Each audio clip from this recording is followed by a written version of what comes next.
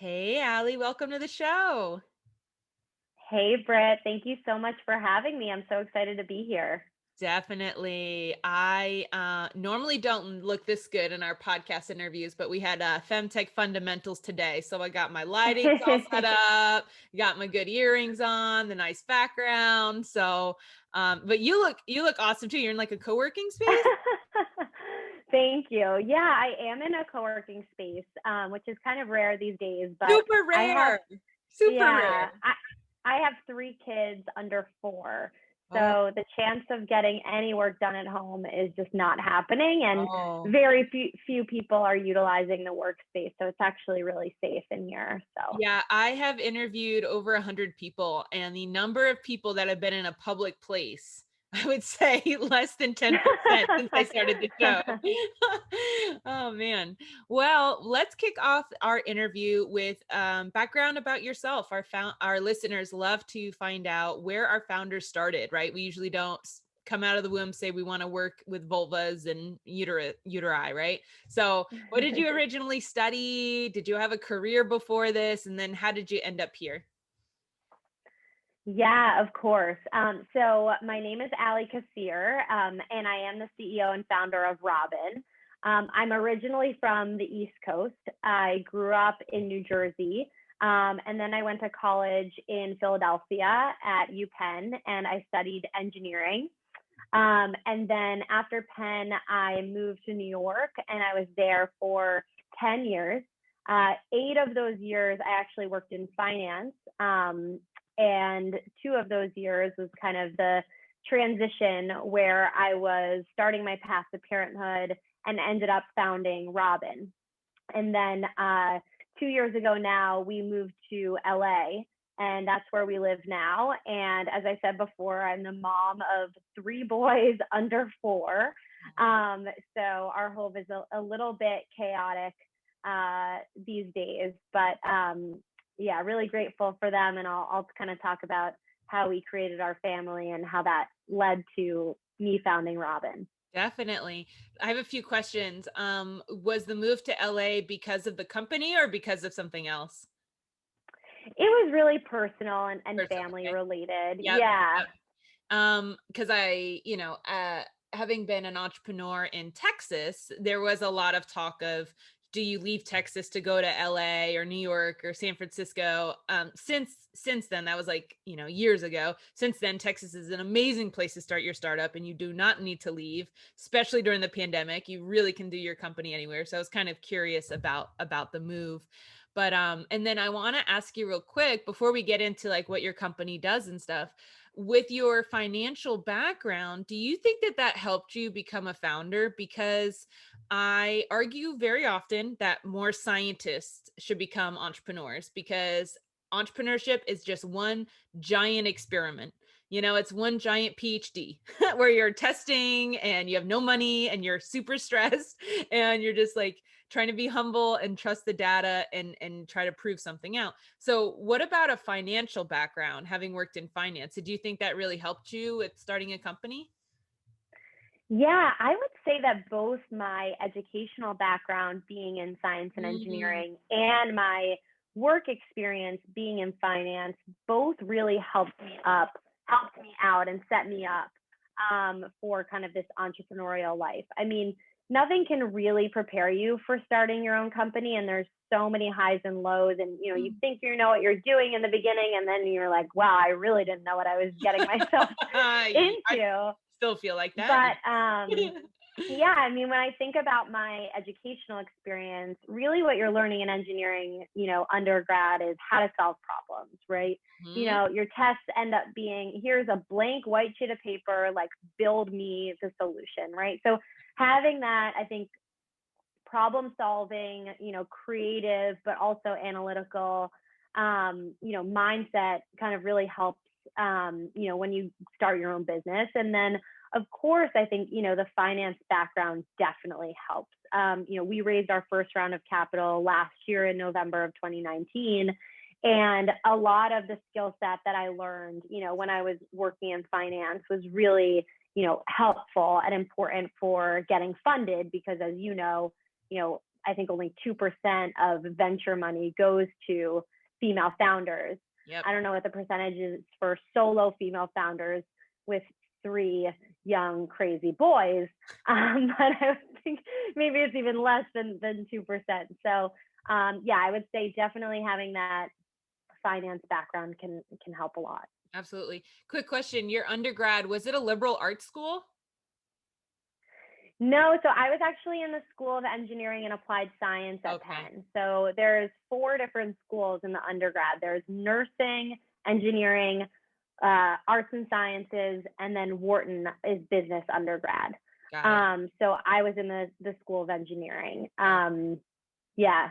Yeah, because I went to a liberal arts undergrad, and the lack of Scantrons and the number of presentations I had to give, I think put me in such a good position to be an entrepreneur in terms of like, explain that more to me, like investors don't give you a Scantron to take, right? They say, make me my argument, right? And give me a presentation on it. So anyways, was just curious about that.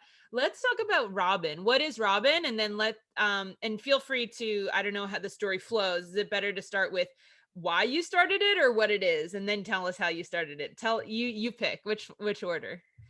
Yeah, sure. So Robyn is a digital platform for aspiring, expecting, and new parents. And what we do is we connect those parents with parental wellness and education tools and resources and providers.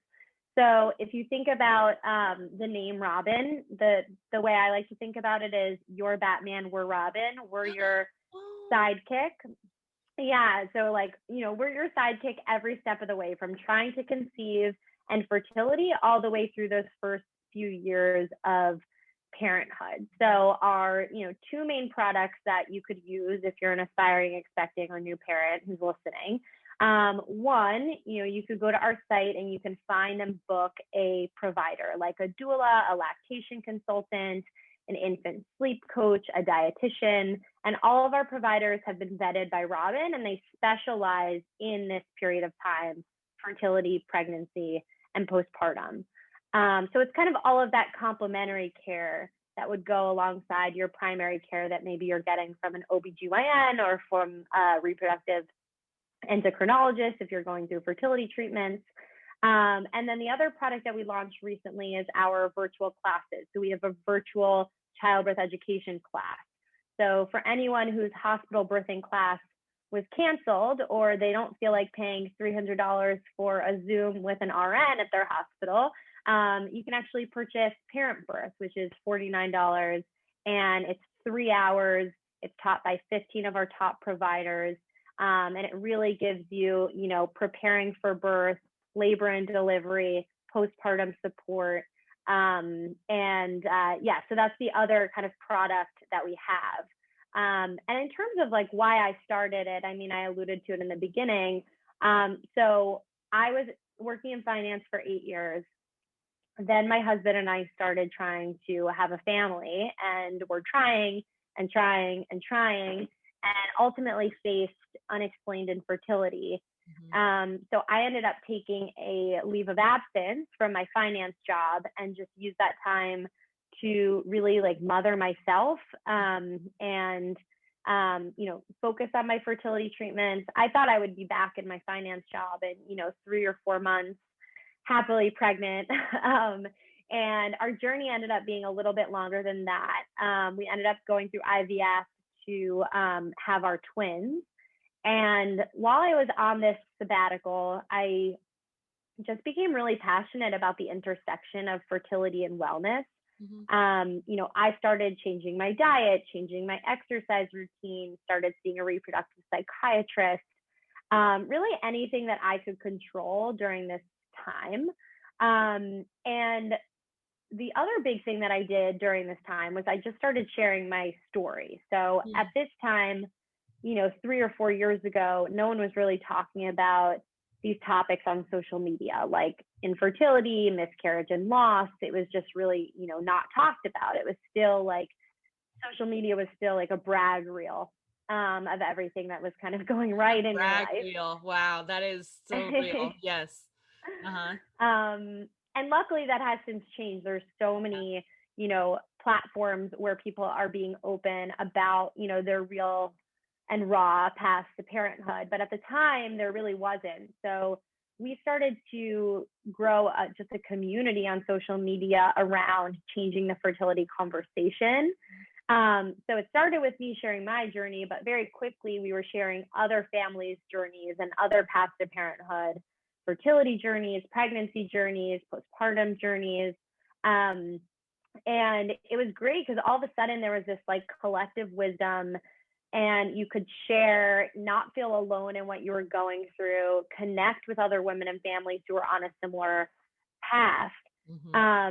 And not feel as like alone or confused on your path to parenthood. So once the community had grown to a significant size, we had the opportunity to really talk to other parents about their pain points, and kind of discovered that, access to resources, classes, expert wellness providers wasn't really, available, and they were looking for tools like that. So we essentially used the community to discover, the tech-enabled products that we were going to build to solve some of those pain points. So that's really how it started. And it's been, an evolution and a bunch of different, pivots and exciting, it's been now, almost 4 years since like the first germ of an idea of sharing my story and what that would mean, and that I wasn't going to go back to my finance job. So, so yeah, that's a little bit of background there. Wow. I have a bunch of questions.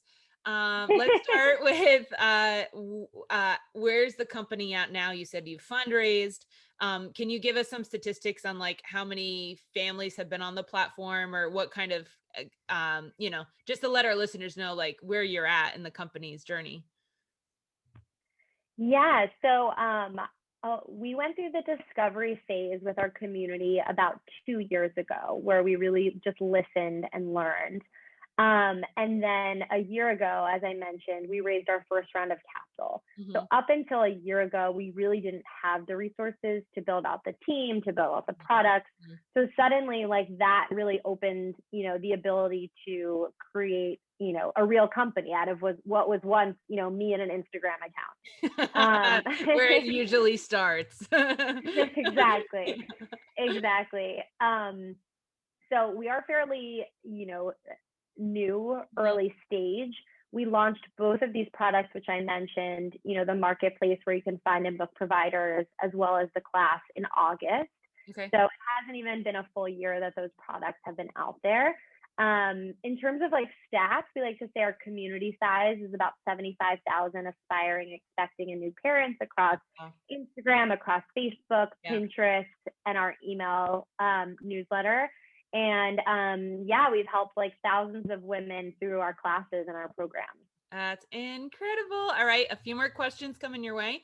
I do a lot of consulting and mentoring with founders, and I am noticing a lot of founders in Femtech in particular, want to make marketplaces for, sexual wellness marketplace, fertility marketplace, motherhood marketplace. And I've personally never built a marketplace. I think that it can be amazing. I also think it can be incredibly challenging.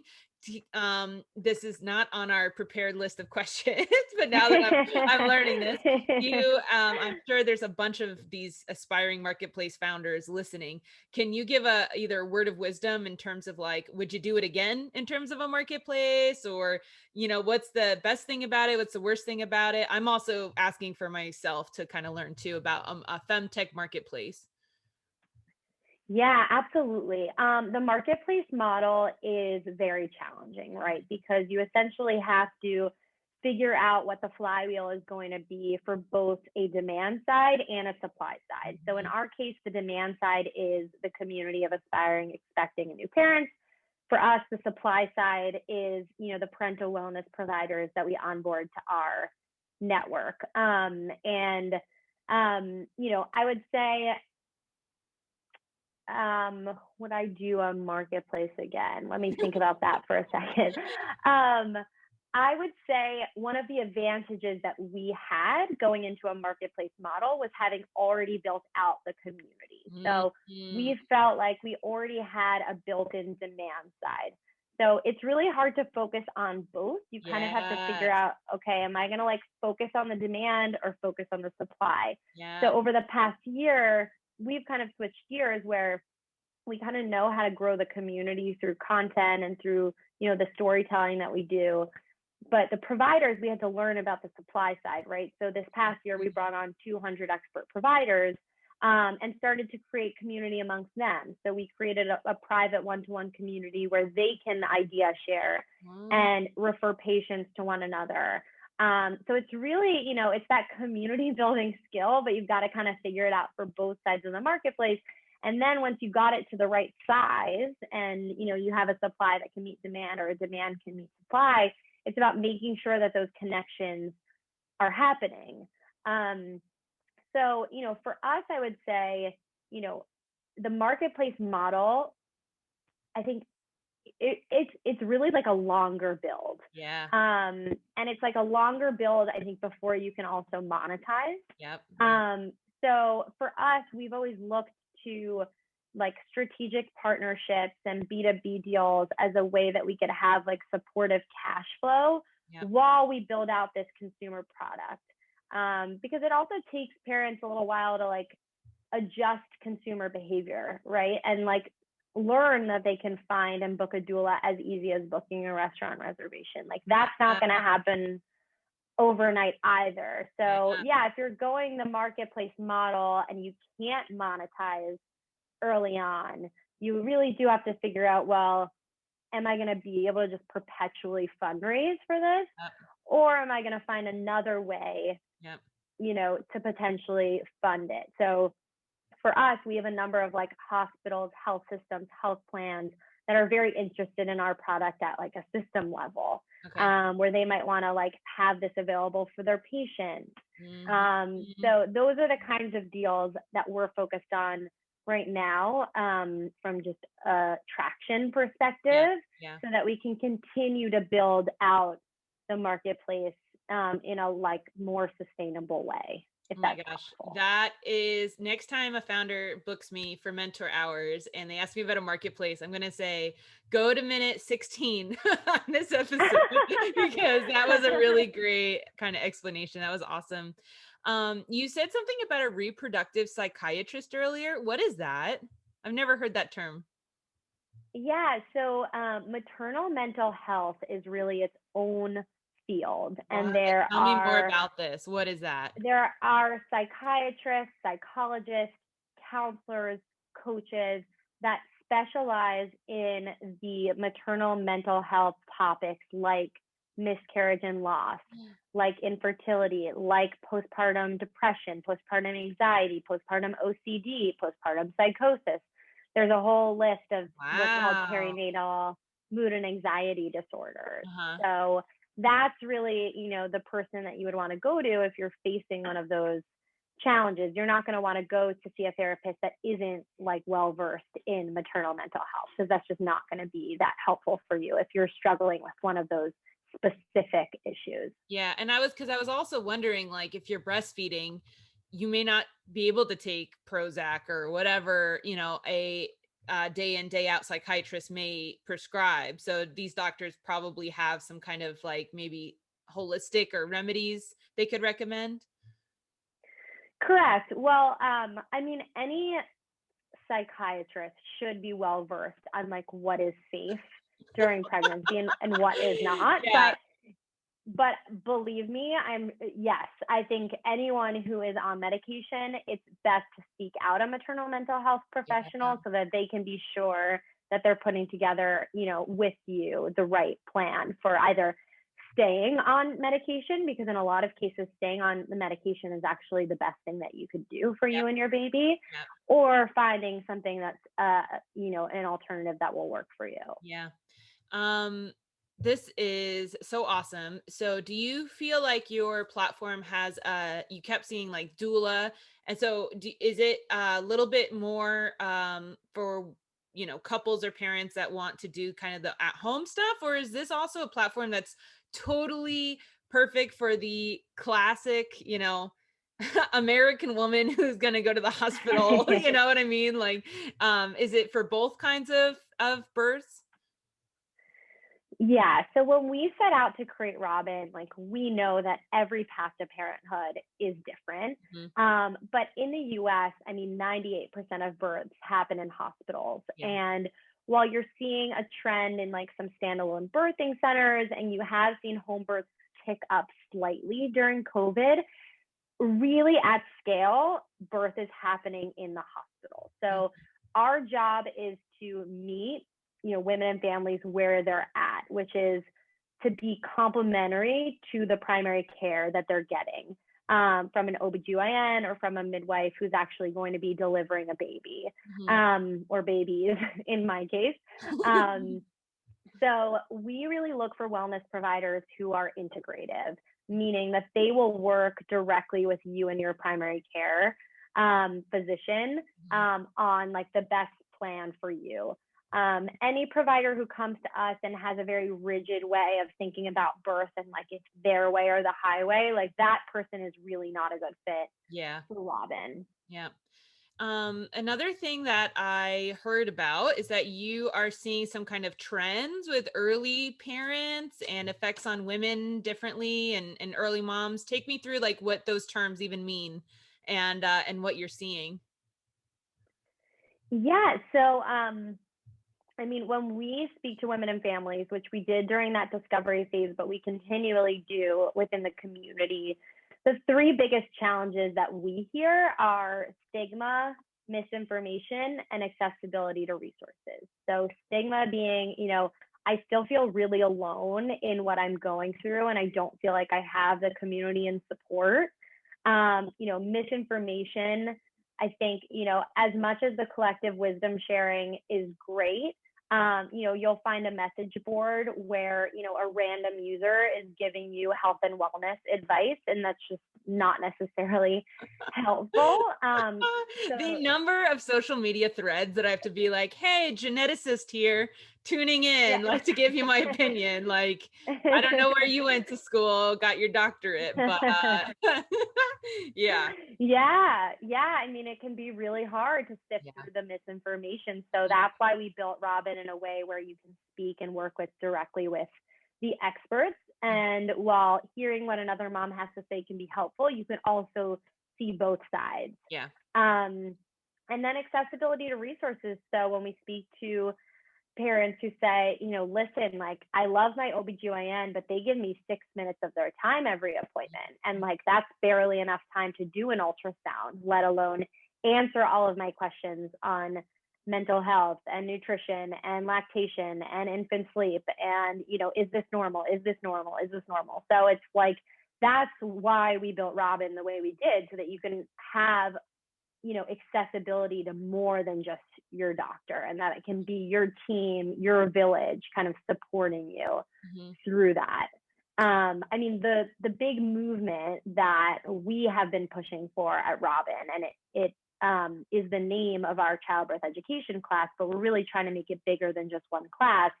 It's really a movement, is this movement for Parentbirth. So, the US has been systemically set up for childbirth.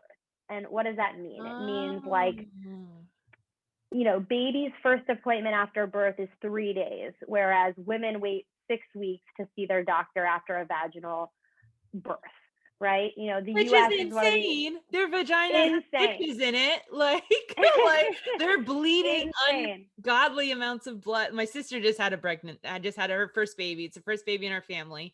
So I have 6 months ago, I would have been like, wow, that's crazy. But now I'm like, no, really, I saw it. I really saw this happen in real life. You're right. She needed to go to the doctor way sooner than 6 weeks, Yeah. I mean, I remember being at that first pediatrician appointment 3 days after having the twins and bleeding, obviously still, like, as diapers, you have a cool pack, and of course. Yeah. And asking the pediatrician, like, can someone check me out? Like, I'm not Wow, the yeah. one that needs help, right? And yet I didn't see that doctor till 6 weeks later. Yeah. So I mean, that's just one example. The other example that I think is really striking and that people need to talk more about is that the maternal mortality rate in this country is actually rising. So every year, more women die from childbirth or childbirth related causes than the year before.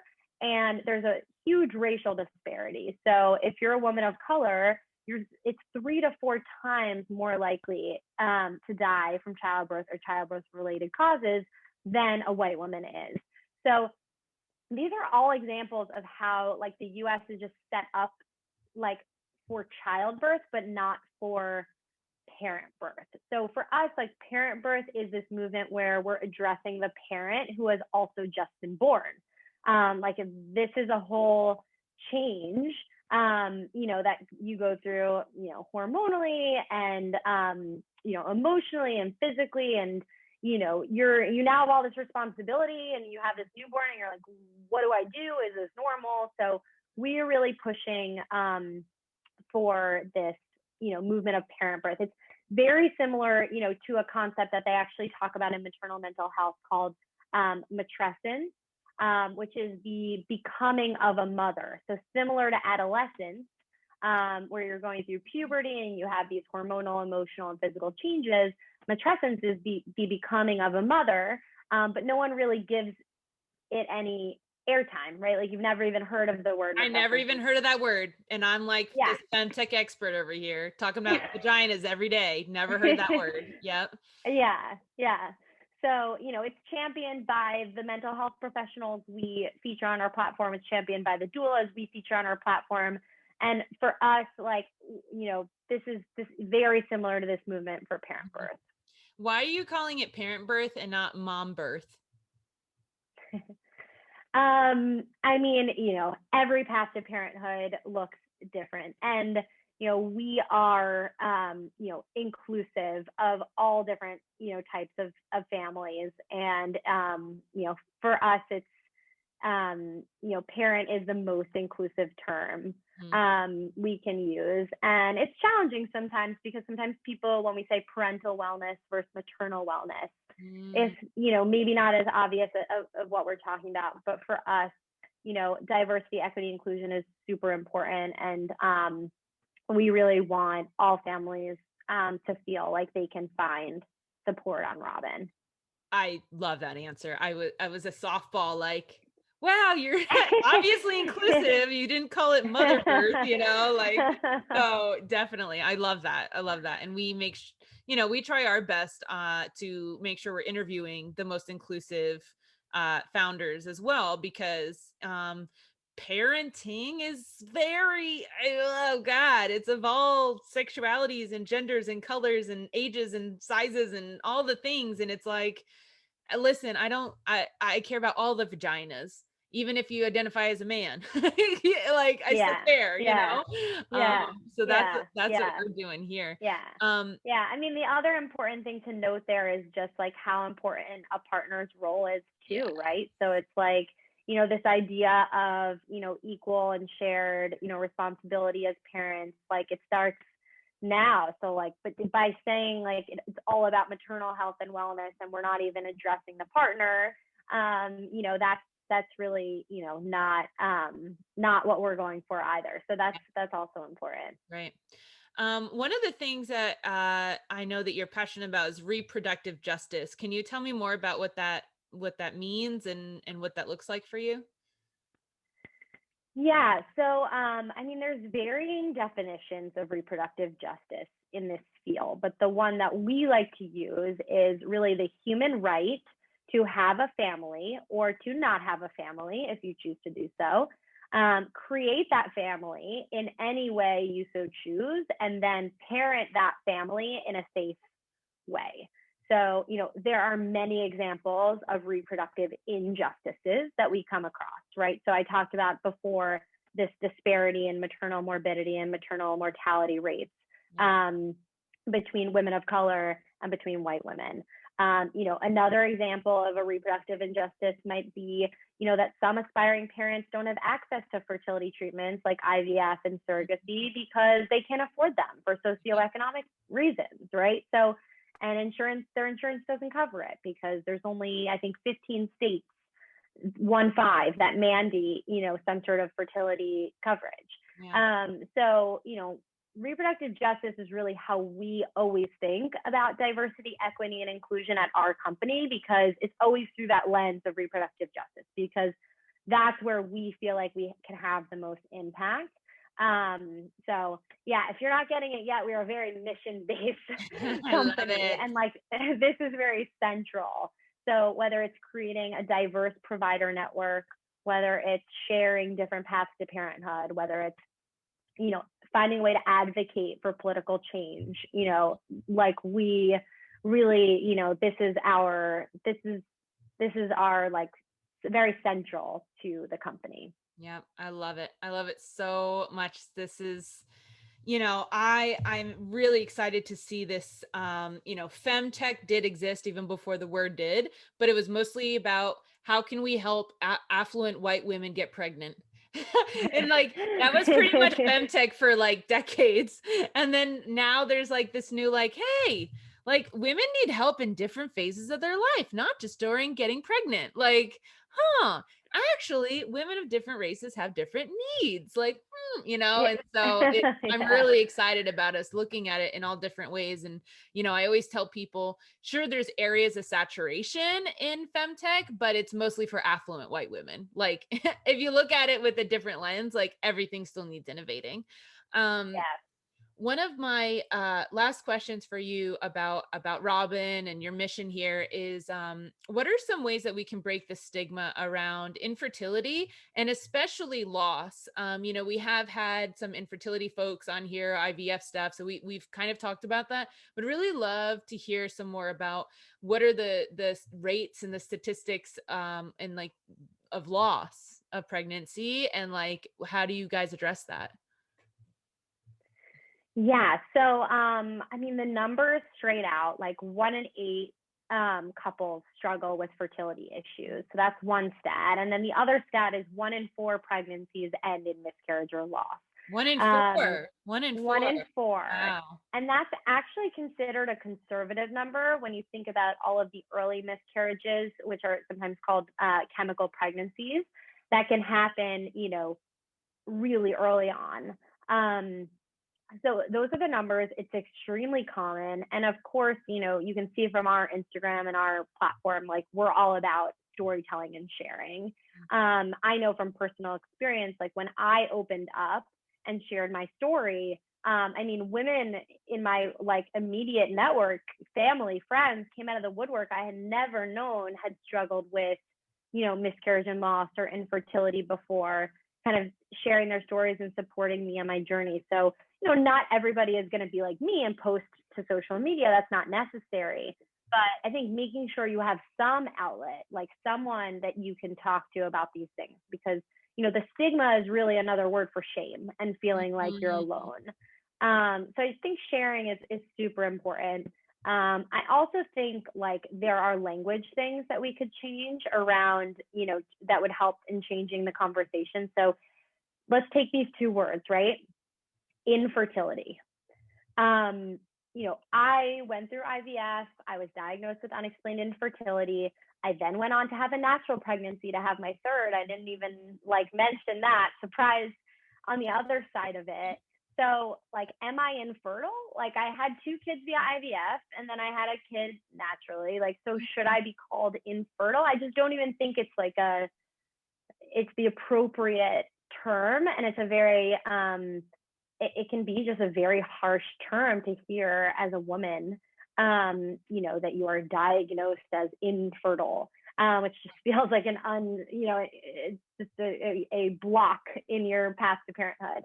And this word miscarriage, like, miscarriages happen because of chromosomal issues or because of a structural issue in the uterus that you're most likely born with. So why are we saying that a woman miscarried, right? It's just not helpful. grateful Like for she like dropped the reducing ball, right? Or like right, she, exactly.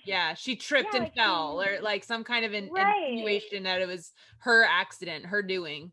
Interesting. Right. And Like to women think are about. already blaming themselves, right? Like Yeah. women are already blaming themselves for feeling like, incompetent or, not like a full woman, that you're not able to, conceive or not able to carry. And so using these terms is just like, really not helpful. Yeah. So, of course it's hard to change the language. But I think over time, with enough advocacy, we could all figure out, like, for us, I mean, with Robyn, we never use the word infertility, because I could say fertility clinic or infertility clinic. They both kind of mean the same thing. Or I could Yeah. say fertility journey or infertility journey. They both kind of mean the same thing. So it's like we are actively trying to change the language.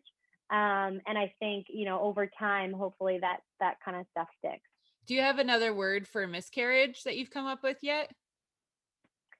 I think loss is a much more appropriate word, because it truly is a loss. And we live in a death denying society where we don't have the words to talk about loss. And I mean, listen, like, this year has been a year, 2020 was a year of like unimaginable loss during the pandemic.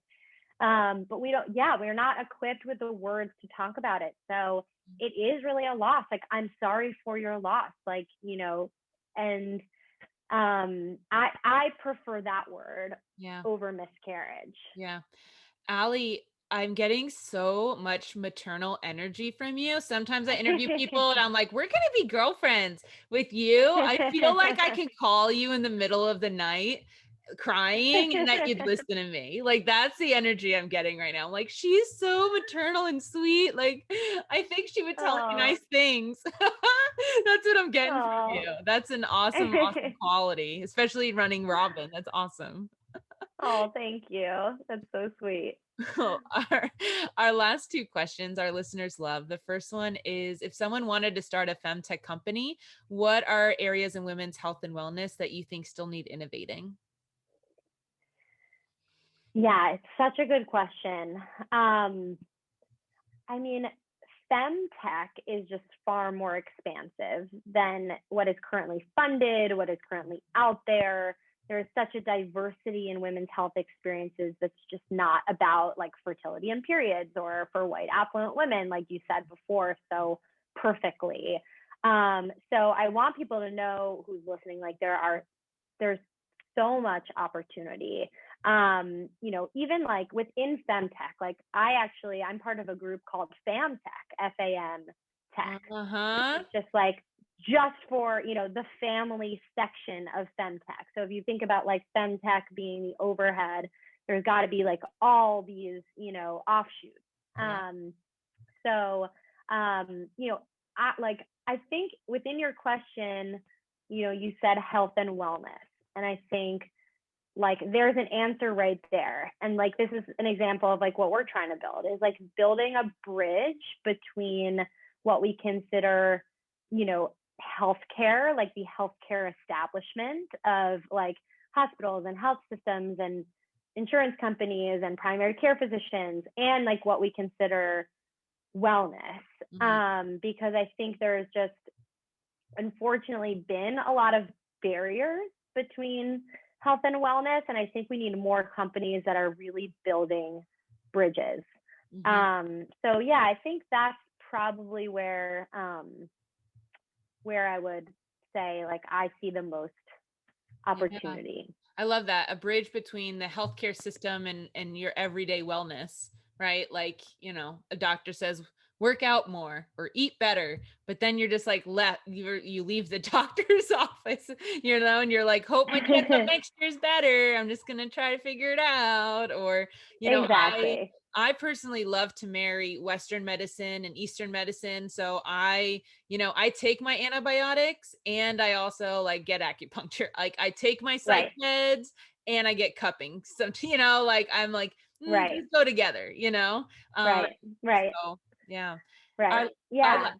Our last question is, what do you think the femtech industry as a whole needs the most right now in order to be successful? Oof, I think a lot. Mhm. Definitely funding. I mean, I'm sure you've looked at the stats of how, Femtech and female founders in general were funded, so much less in 2020, and how the pandemic is just kind of like weighing, on that particular founder type even more. So, definitely funding, of course, like top talent, product, like I mentioned before, I think like buy-in from the healthcare establishment, Mhm. um, and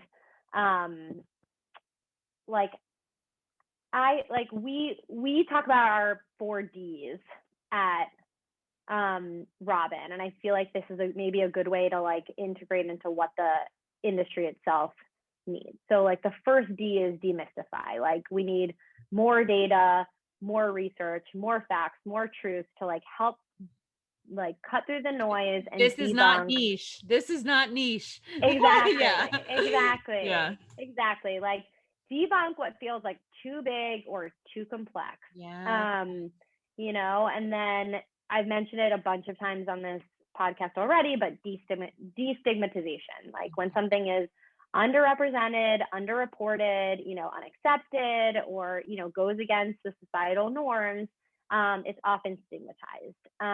And I think continuing to destigmatize some of these topics is just really important, for the progress of the industry as a whole. Our other two Ds, defend and democratize. So, defend, I spoke a lot about reproductive justice already, and there are just so many social and political conditions that impact our reproductive rights. So we just need to continue to advance the conversation. In terms of the last D, democratize, it's really about, making this accessible to all, to all women, to all parents, to all families, and, we have got a big way to go in terms of democratizing these services, to your point, where it's, not just the white affluent woman who has access to, these femtech or famtech options. Yep. So that's probably like a nice summary to kind of That bring us full was circle. perfect. Wow. You are amazing. Thank you for all you do for all of the parents out there. I love this idea of we need to talk about how parents are birthed and not just the child, because especially like you said, the maternal mortality rate is increasing. I personally am twice as likely to die from, giving childbirth than my own mother, which is insane. So obviously you're working on something that literally women's lives are on the line. So thank you. It was great talking to you. It was so great talking to Britt. And I just wanted to mention, for anyone who wants to find out more information about Robyn, our handle is @WeAreRobyn. Our website is wearerobyn.co. We actually made you a promo code, so you can use Femtech10 if you'd like to get $10 off our Parentbirth childbirth education class. So look us up, and would love to hear from you. Amazing. Thank you.